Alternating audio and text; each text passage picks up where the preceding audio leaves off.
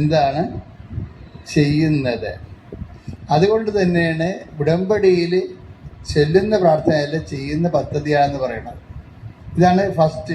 ഉടമ്പടി സാധാരണ ജീവിതവും തമ്മിലുള്ള വ്യത്യാസം എന്ന് വെച്ച് കഴിഞ്ഞാൽ, ഒന്ന് ചെല്ലുന്ന പ്രാർത്ഥനയല്ല, പിന്നെ എന്താണ് ചെയ്യുന്ന പദ്ധതിയാണ്. ദൈവികമായ ശുശ്രൂഷ ചെയ്യണം. ഇത് ചെയ്യേണ്ടി വരുമ്പോൾ എന്താ, ഒരു കാര്യം നമുക്ക് ചെയ്യണമെങ്കിൽ എന്ത് വേണം? 3 ഇന്ധനങ്ങൾ വേണം. നമുക്ക് ഒരു കാര്യം ചെയ്യണമെങ്കിൽ 3 കാര്യങ്ങൾ വേണം. 3 ക്വാളിറ്റി വേണം, 3 കപ്പാസിറ്റി വേണം. എന്തൊക്കെയാണ്? വിശ്വാസം, പ്രത്യാശ, സ്നേഹം. ക്ലിയർ അല്ലേ? ഇത് ചെയ്യണമെങ്കിൽ 3 കാര്യങ്ങൾ വേണം.